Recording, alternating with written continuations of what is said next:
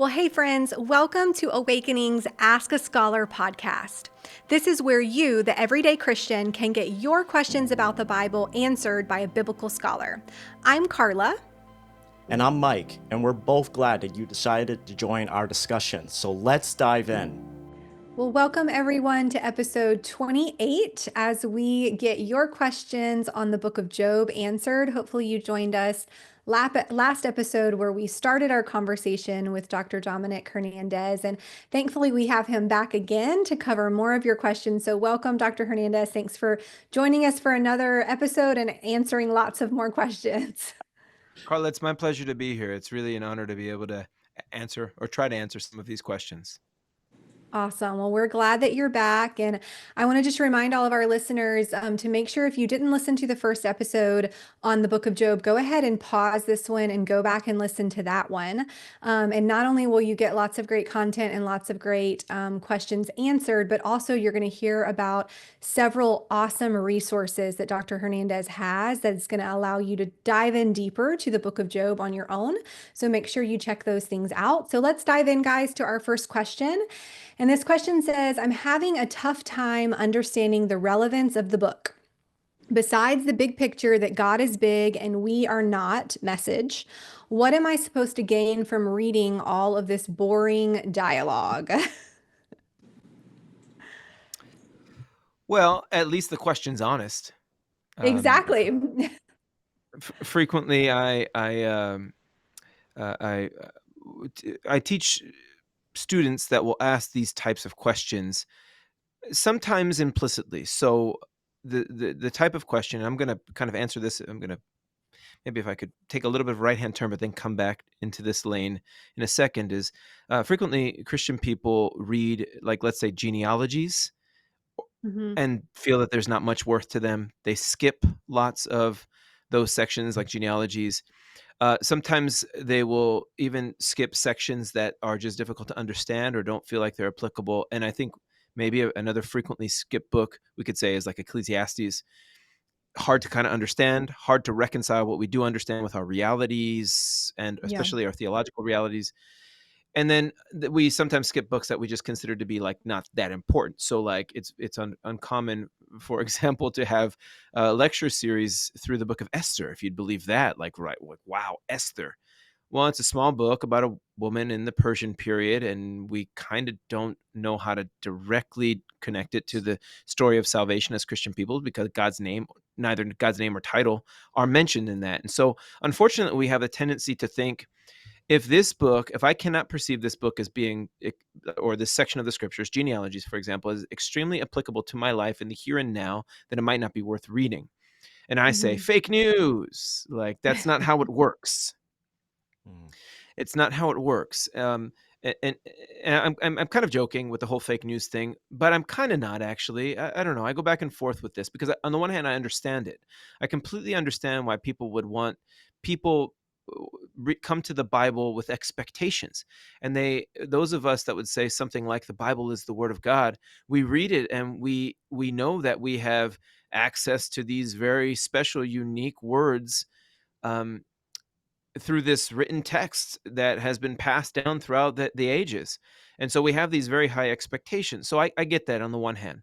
On the other hand, it's really important to recognize that the Bible was not originally written uh, directly to us. And so that means that there are these spaces between, and when I say spaces, what I mean are gaps between the understanding of what may have been original readers and our understanding. And that is not just in terms of importance of thematic or theological message, but also especially in how things were written. So now we're coming back into the lane of this question, and that is, what gaps exist between us and original readers that might make Job like kind of a boring read to us, especially the dialogues of Job? And I would say number one gap that exists is that we commonly, as readers of the Bible in translation, do not pick up on the poetic eloquence that we see in the book of Job. It's So we see all types, for example, of biblical Hebrew parallelism, whether it be semantic parallelism, whether it be phonological parallelism, morphological parallelism. We see all types of connections with words of ancient from other ancient Near Eastern cultures, languages, and cultures. We see some other types of, we could say, even theological issues that are brought up poetically. We don't understand the sources of many of the metaphors. So then Job is written in very high register. The dialogues of Job are written in very high register Hebrew. So that we come to it in translation, and we're not getting lots of the, like, what original readers may have gotten or may have understood from the text. We think to ourselves, oh geez, like, how does this, like, what are they, first of all, what are they even saying? Secondly, Mhm. like, how does this even apply to my life? And I would discourage that approach. What I would say is that we need to be humble readers as we come to the biblical text. We need to recognize that we don't always have all of the tools to get out of the text what either original readers or readers throughout the centuries may have been able to perceive. And so we need to come recognizing and understand, admitting our own deficiencies, our own hermeneutical deficiencies, especially. That's really what I'm getting at, Mhm. and let the text dictate how we should read it. But in order to do that, we have to be able to admit that we are, we need to learn more about how to read, and then also permit the text to actually, we have to actually engage with it, right? We have to actually Mhm. let it change us. We have to engage not just with the sort of the cognitive domain, right, but also with the affective domain. Like, let the poetry not only just hit you here, but also hit you here. Now, having said all of that, I would say Job very clearly at least teaches us three things. We talked about this very briefly in our last session. Number one, it teaches Mhm. us that we can be open and honest with God through Job's dialogues. We see that, and his words are culminated by God commending his speech in the epilogue. Two, we see that we cannot judge people exclusively through their circumstances. That's a big deal, and it's something that we all struggle with. And that's something that Mhm. Job's friends did, especially his first three friends, but also Elihu. And then four, and then three, sorry, so I'm counting. That's the third thing. And then the third thing that we can learn that's very practical, even in translation, without getting all of the metaphors, without understanding what parallelism is, we can understand that Job does teach us about our human finitude. We are not mini gods. Finitude is part of creation. We were not created as the Almighty, and therefore it's a very good thing. But Job, by way of presenting a prologue that we read, that the characters of the dialogues do not know about, shows us that we have privileged information that they don't have.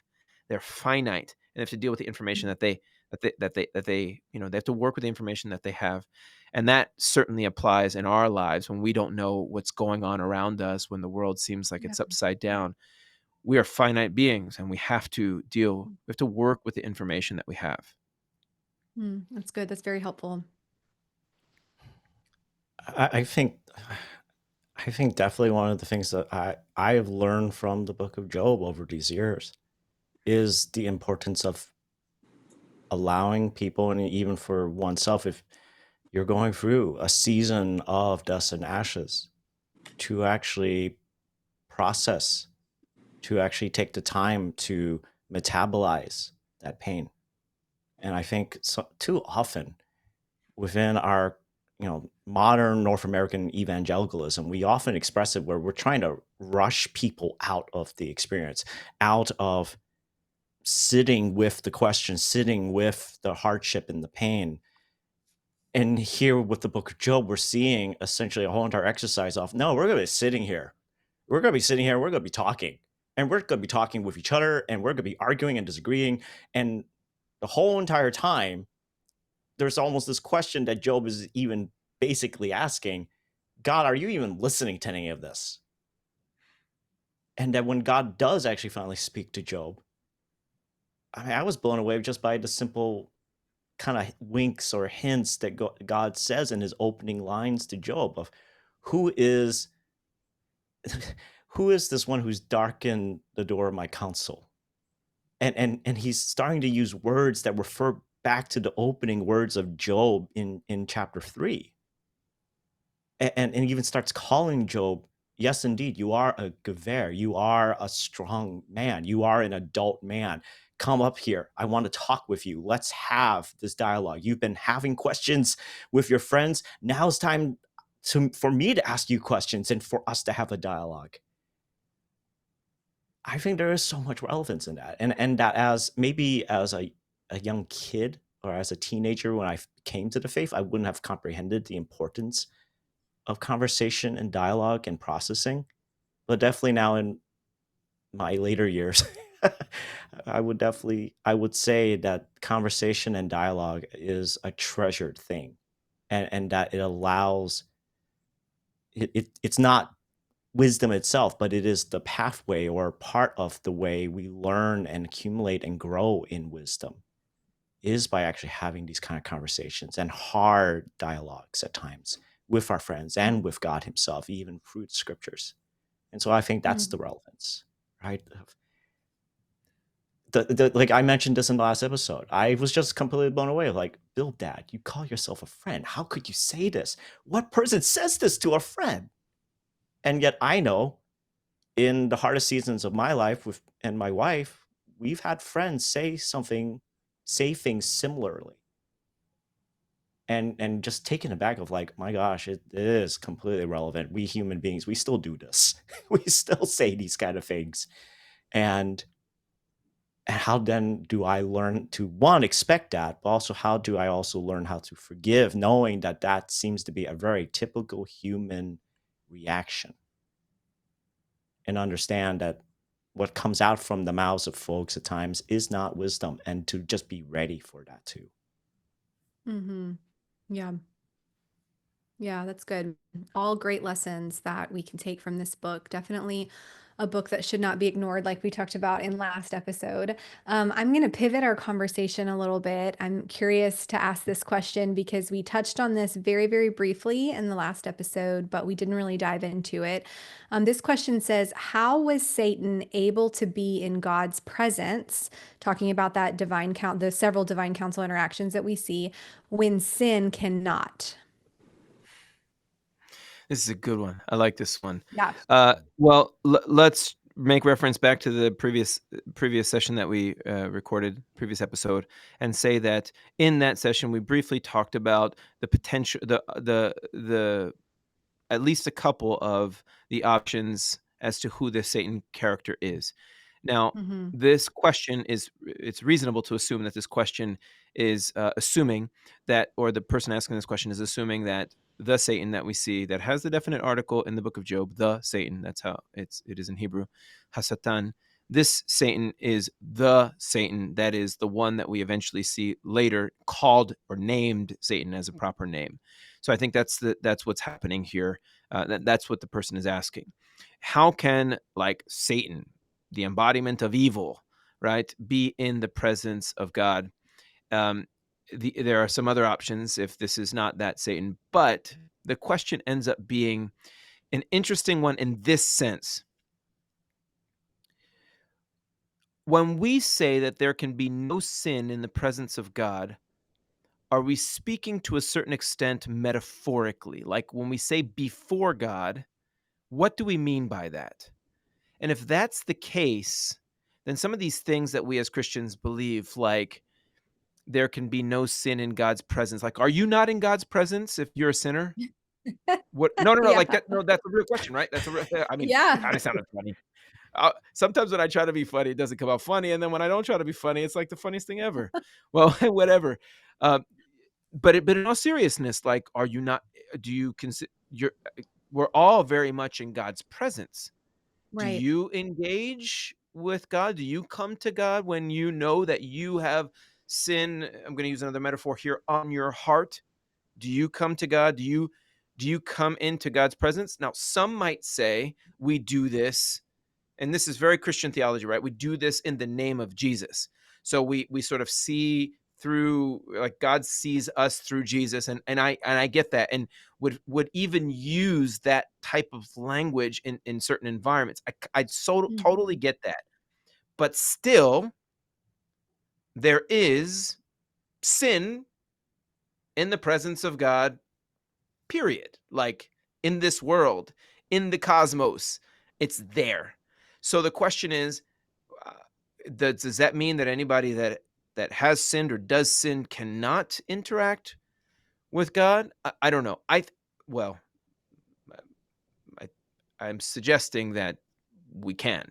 What I'm trying Right. to get at here, yeah, what I'm trying to get at here in short is that when people ask this question, they generally tend to assume that the sin that they bear is like not what Satan embodies. And that because of Jesus, the sin that we bear is Mhm. like totally non-existent. But that's not in accordance with what Christian theology, what Christians would say. We would say that actually Jesus bears it. It's there, like Mhm. it's a real thing, right? So I have an issue kind of with how the question is posited. That to all of that to say, we're also getting an image of a divine counsel in the prologue. So I would say that when we say in the presence of God, like no sin can be in the presence of God. Again, I'm not so sure that the picture that's being painted in Job 1 and 2 are necessarily to demonstrate the theological point that sin could actually be in the presence of God, but rather to set up a scenario in which we have privileged knowledge and we start to see what happens to Job.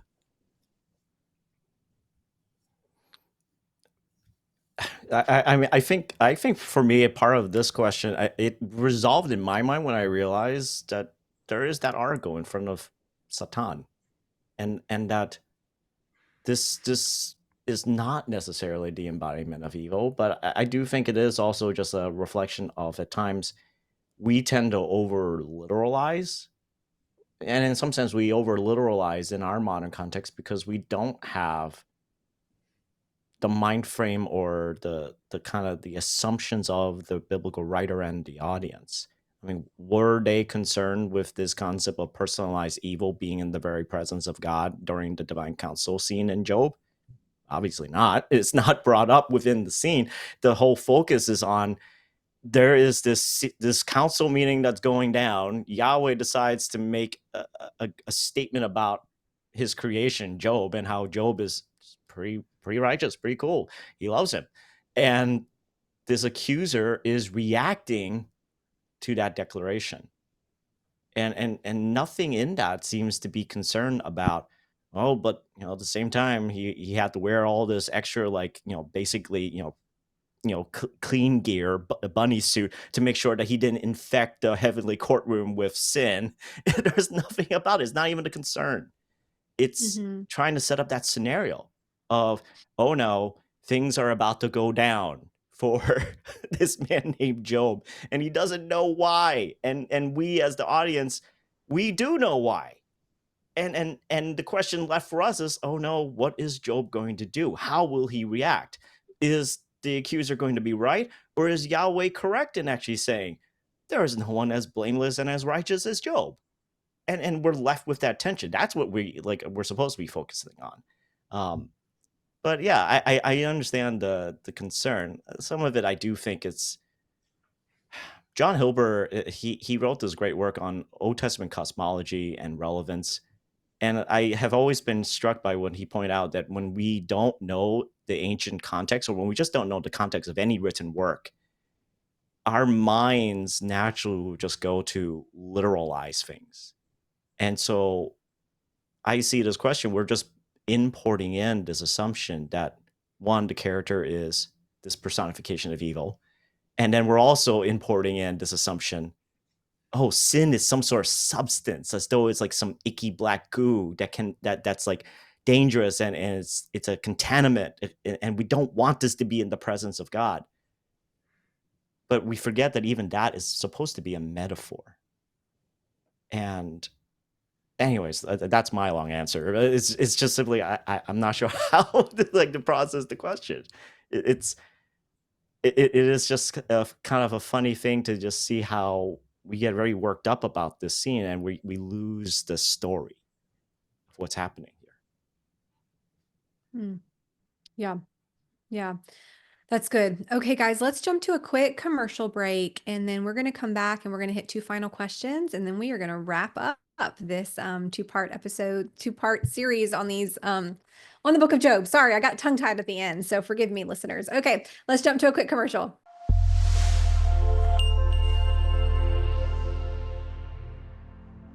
If you're not already reading with us, we'd love to have you start reading today. Every month in the Awakening Bible community, we read a book or several books of the Bible together. Readings are only 1 to 3 chapters a day, 5 days a week, with weekends reserved for catch-up or deeper study. And as you read, we know that you will likely encounter questions, but that's where we come in. Submit your questions at AWKNG.com, and we will do our best to get them answered for you right here on the Ask a Scholar podcast.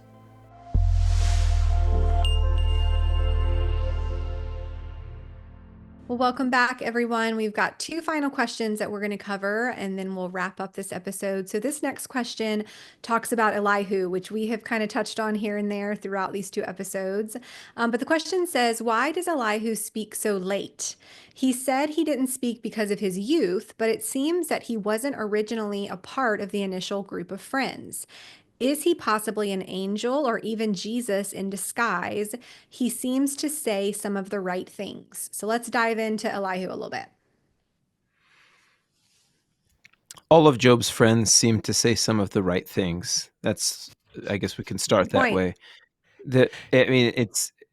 And this is, as a side note, which we may or may not have time for me to make. This is why sometimes it's a bit grieving, and I use the word grieving intentionally, for me to hear like public readings in church, quoting from Job's friends, as if they were like helping Job out or something like that. So like it's a little bit grieving, to be honest with you, because what we do is we just listen to the rhetoric of what is being said and not necessarily understand the rhetoric within the context of the book, and how that rhetoric in most cases ends up being very harmful to Job and speaks wrongly about God. So public readings of Job's friends, probably not the greatest thing to start off your service with, in my opinion. That being said, we do sort of read that Job's friends say something, that they utilize a lot of rhetoric and imagery that we see in other areas of the Bible, Elihu amongst them. But the other friends, for example, one of the main examples is they utilize this lamp imagery, the lamp of the wicked will wane, or something like that. And that imagery we see is used in the book of Proverbs 3 times. Proverbs 13:9, Proverbs, I think it's 20:24, like the lamp of the wicked will wane, the lamp of the wicked will be put out. And Bildad uses that in chapter 18, and Job then reuses it in chapter 21 to argue with Bildad. So by saying Job's friends say a lot of the right things, what we're basically saying is their rhetoric sounds right. But we all know that right-sounding rhetoric, if applied improperly, can be harmful. That happens all of the time, like on a daily basis, especially if you're trying to, say something in truth, but without love, right? That's a Christian sort of contemporary Christian proverb, in truth and love, or whatever, something like that. Yes. Now, in terms of him speaking late, that's another issue, and how that relates to how he is presented in the book. Those are related issues, but there are other issues. So let's talk about that for a sec. Why does he speak so late? Was he there at the beginning? He's not presented at the beginning with Eliphaz, Bildad, and Zophar. But one of the things that we have to remember when we read, especially biblical Hebrew narrative, and I'm borrowing from Meir Sternberg, who's influenced me thinking about this stuff, as well as Ed Greenstein and others, that biblical narrative, which is what the prologues are never it's never comprehensive. So you don't have like an exhaustive account of everything that could have historically happened in the first two chapters. What we have is the first 2 chapters. Granted that the first 2 chapters were something like historical, see the previous episode, we don't know, we don't like have it, they're not intended to list out every single person that may have witnessed this discussion. So maybe there were 3 people there, 3 of Job's friends and Job's wives. Maybe that's what the narrator wants us to know, that there were only 3 friends and Job's wife initially, but maybe there were 500 people there. And we only get a very selective account of Job's 3 friends who speak with him initially and Job's wife, but maybe Elihu is supposed to be understood to have been there at the very beginning. I don't know, but what we have to recognize is that these biblical narrators are intentionally selective. They don't tell us Hmm. everything all of the time. They give dribs and drabs of information, and then they sometimes do that with the intent of sort of dropping the mic eventually. They were Mm. artists, right? Now, they weren't just artists, but they definitely were artists, like any writer. Now, what's interesting about Elihu's appearance is that he shows up late. He's not alluded to earlier, probably not. Some might disagree with that. Probably not alluded to earlier. We don't know anything about him. He's depicted as being the youngest. He's also quite verbose, not dissimilar to me, but hopefully there's some value to what I'm saying. He's Hmm. pretty good. See, that was intended to be funny. Anyone laughed at that. But the I was trying not to make too much noise because I don't want to talk yeah, over you, but I did yeah. chuckle inside if that helps you. Okay. That was nice. I'll come back on the show. So so but no, but he's verbose. He says, okay. And then here's the major thing. Here's a major thing. Many scholars, though not all, but many scholars would Mhm. say, then he's ignored. There's nothing, he doesn't show up again. Yeah. Okay, granted that that sort of understanding is correct. He looks like he's an interpolation. At least the text looks like some sort of well-meaning scribe came along later and sort of wrote these chapters trying to balance out Job and his friends or make the book more theologically sound as you get deeper into the Second Temple period, where theology changed or something like this. This is one of the views, but I really think what we have here is best explained by Carol Newsom, or through an illustration that she uses in her book Job: A Contest of Moral Imaginations. And what she says is, kind of imagine if you're in a Broadway show or something like that, and there's someone in the audience that gets up during the show, or maybe toward the tail end of the show, and starts to shout at the characters, right? And you're not gonna. Everybody kind of looks at that person, pays attention to that person for a second, and then that person sort of sits down after their 5 minutes of fame. Hmm. Now, inside of you, if you're an audience member, you're gonna be like, "Was that planned? That dude's a Yeah. weirdo," but was that part of the gig? Because they're continuing with the show. In fact, the climax is coming, but was that like you'll never sort of know inside like what the purpose of that was. But wow, like that was a shocker that showed up there at that time and made sort of that contribution to the theatrical performance. And I think that's very much how we should view Elihu. I think that Mm. Elihu's speeches are original component to the composition, but there's always going to be like that. Wait a second, why is he there at that point? What point is he trying to make? Was this an interpolation? Could it be? Why is he ignored then? And I think that's precisely where we're supposed to be after we're done reading the Elihu speeches. So some of these questions, I think, in summation, maybe don't take into consideration, maybe only take into consideration potential historical events, and don't combine that Hmm. with the fact that this is like a highly stylized literary composition that we absolutely have to consider those literary components when we approach the text. Yeah. So let me ask you again this last little part because I think you're going to say no to this, but the last part of that question says, could it be that No, that Elihu is an angel or even Jesus in disguise? Okay, I wanted to hear you say that so I'm that that joking. would I'm be joking. I actually answered. was joking. I didn't know what you were going to ask. Could it be Jesus or an angel in disguise? Yeah. Okay.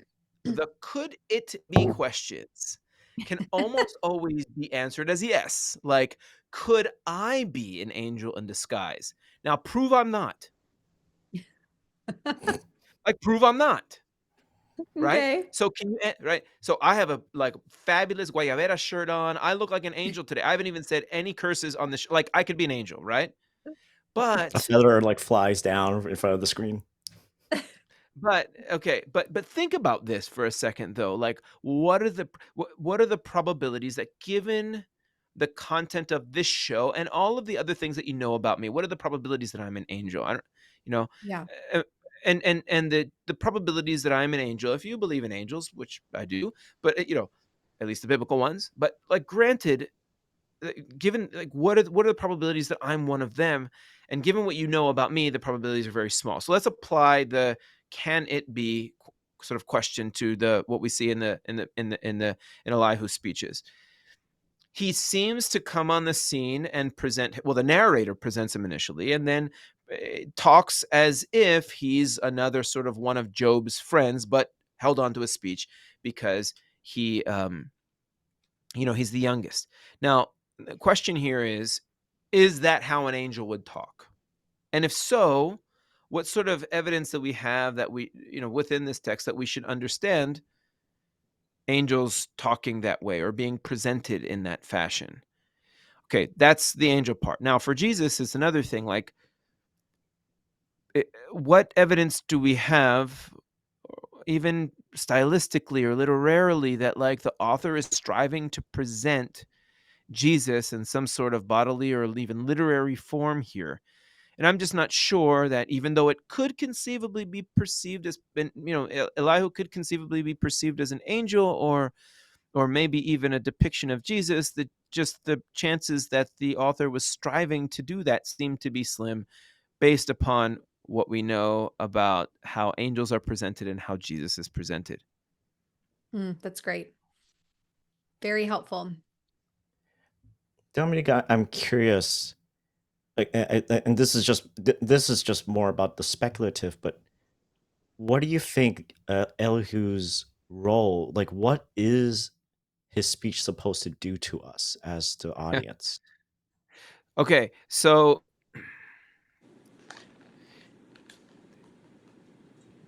during one of our breaks, I said, I'm always stumped at some point when I talk about Job, and that, my sort of Yeah. talk about having to be a humble reader applies to me as well.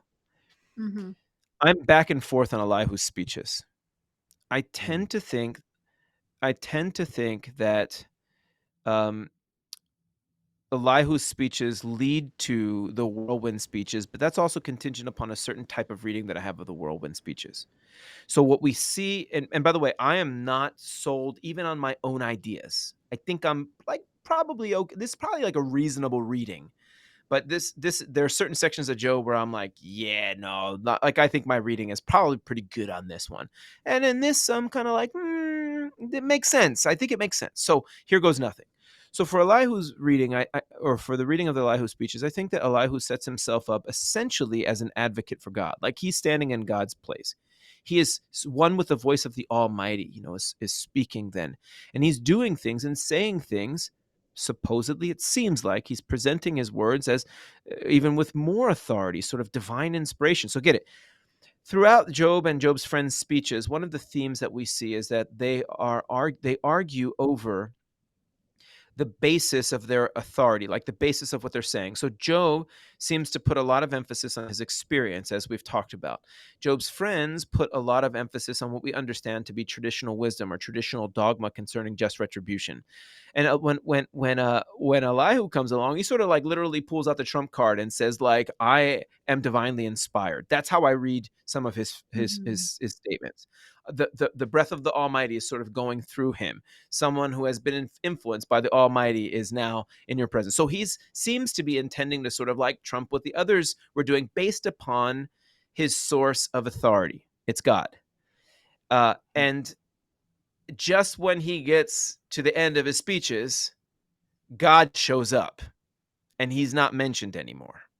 So I Mm-hmm. think that's at least one of the ways in which we're supposed to read the Elihu speeches. He sets the stage. He's a human being, essentially, is depicted as a human being, putting himself in the place of God, but then God actually shows up. And Mm-hmm. everybody, including Job, is silent. Then Job It's good. speaks, but he's Yeah. mostly silent. So it would have. I mean, this is I a see Mike terrible thinking about analogy. something. Well, it's like a terrible analogy, but it's almost like it almost sounds like you're saying that Elihu could be seen like a John the Baptist kind of like character. Like he sets up, he prepares the stage, and then the whirlwind comes.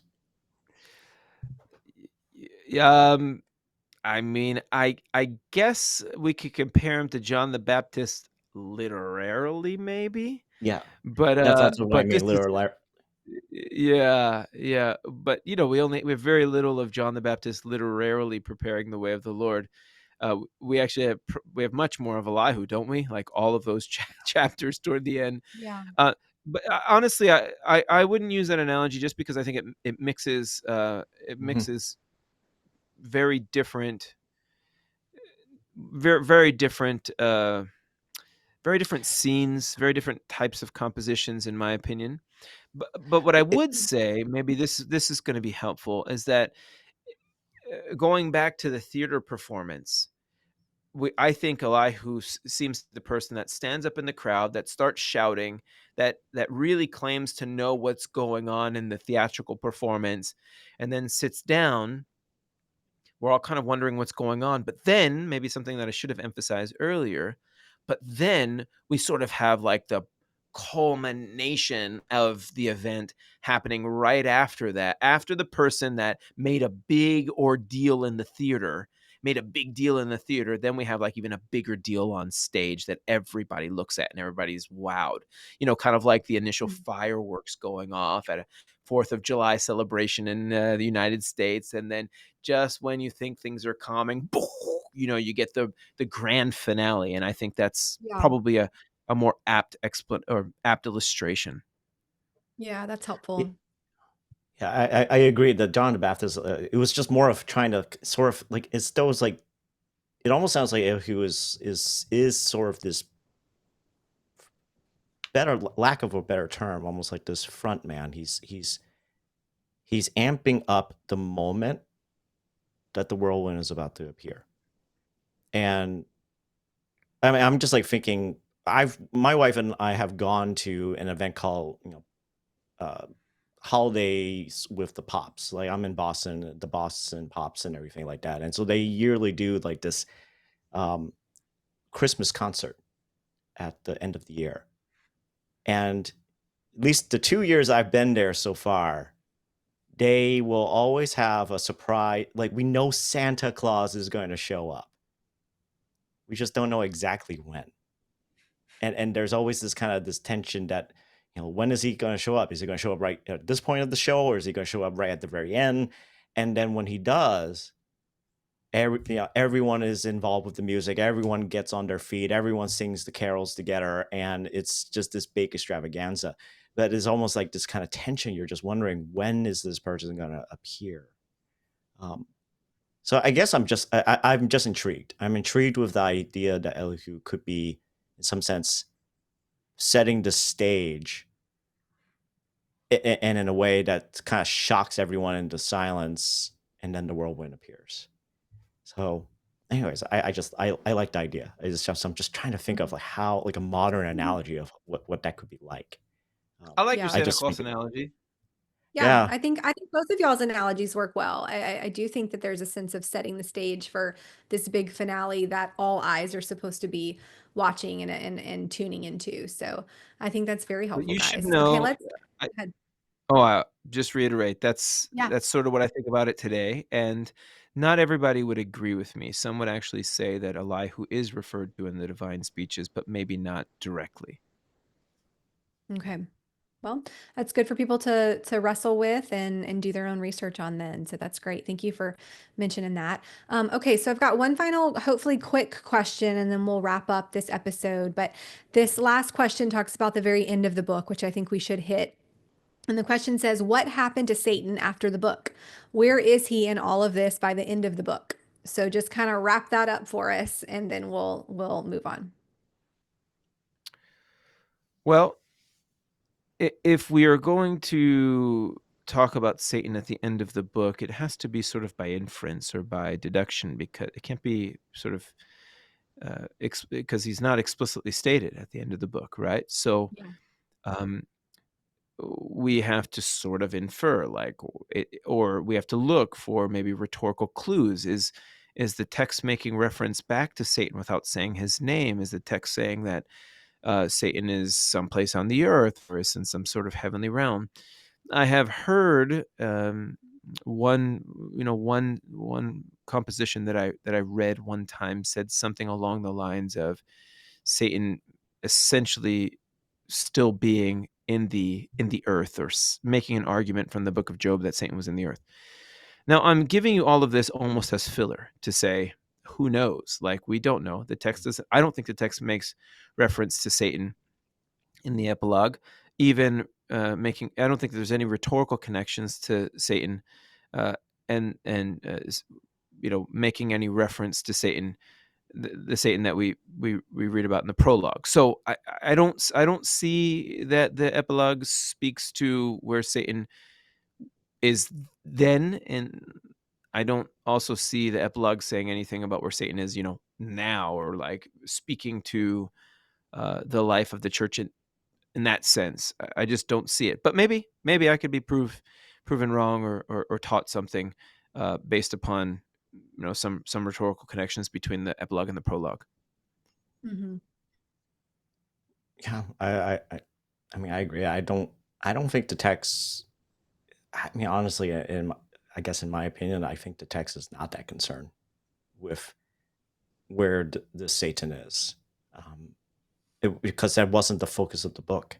It wasn't the focus of everything. This drama that we watched and read through, with Job and his three friends, and then Elihu pops up, and then the whirlwind pops up. Like that was not even like a concern. I think in almost like maybe in an implicit way, it could be almost saying, yeah, this big hoopla that this character, the Satan, just stirred up and kicked up a lot of dust. His unimportance, like that, his importance is so unimportant that I'm not even gonna mention him at all. That in the end, we're supposed to be more captivated by. We have just watched a man who is considered righteous by Yahweh at the beginning, and in the end, he is still righteous, but he also appears to be wiser. Like I think it's interesting and more enthralling that in the end, we're given the names of his three daughters for some reason. We're given the detail about that even his daughters will have an inheritance after he passes away. That something about Job had changed after his experience. And I think that's where I would like to leave it on, of just this man has been transformed by the experience. And I'm not as concerned about what's going on with the Satan. It's watching the transformation of a man who is, in some sense, every man and every woman who's gone through hardship and pain. Mhm. Yeah, that's good. Awesome. Well, thank you guys so much for your wisdom when it comes to the book of Job. I really believe that these episodes are going to be so helpful to those who listen to them. Listeners, just a reminder, we will have all of the links to Dr. Hernandez's resources and website in the description of the podcast. And then you can go back to, oh, you have fireworks going off behind you. That was I don't know how that absolutely happened. not intentional. That was That was not like perfect. That was perfect timing though. So those that are watching this on video format, you're going to see some fireworks go off. It was your grand finale. I guess so. That was awesome. Okay, great. Well, leave us with one final Bible study tip. We want to ask you what would you encourage people with on when they're studying the Bible? What would be your one encouragement? So I think that it's important to come to the biblical text with a disposition of humility. And that Mm. is something that is perpetually learned. And it's not something that we default to. So frequently we come to the biblical text thinking that we know more than we do. And it's important to be honest, open and honest about who we are as much as we possibly can, open and honest about who we are, what we bring to the text, even our own issues, and sit there for some time recognizing who we are in front of the God of the text, right? Being open and honest about us in front of this almighty being. The Bible in so many ways teaches us insofar as we are humble readers. So even to the extent that we're humble readers, right? So when we come to the text in a disposition of humility, we can, ready, here's the scare quotes, get more out of our reading for our personal lives and for the life of the church, because we become more in tune with who God is or who we are in light of who God is. Mm. So I would say we all need to work on becoming better readers, and the first step of that is reading humbly. Wow, that's great. That's convicting and great. So thank you for sharing that. Awesome. Well, it's been a joy and a pleasure speaking with you and gleaning wisdom from you. Hopefully, you'll join us again for another episode in the future. And everybody that's listening, thank you for joining. Thank you for taking time out of your day to listen. And we hope that you will join us again next month as we cover more questions on new books of the Bible. And until then, make sure you like, share, subscribe, and leave us a review. And we will see you right back here next time. If you're enjoying the Ask a Scholar podcast, click follow on your podcast listening app to subscribe. Want to help further our mission? Consider becoming a monthly partner at AWKNG.com and help us make an impact in the lives of others all around the world as we work to make biblical understanding accessible to all with no exceptions. Join us next time as we get more of your Bible questions answered. And don't forget to visit AWKNG.com to engage in all our biblical resources that we offer.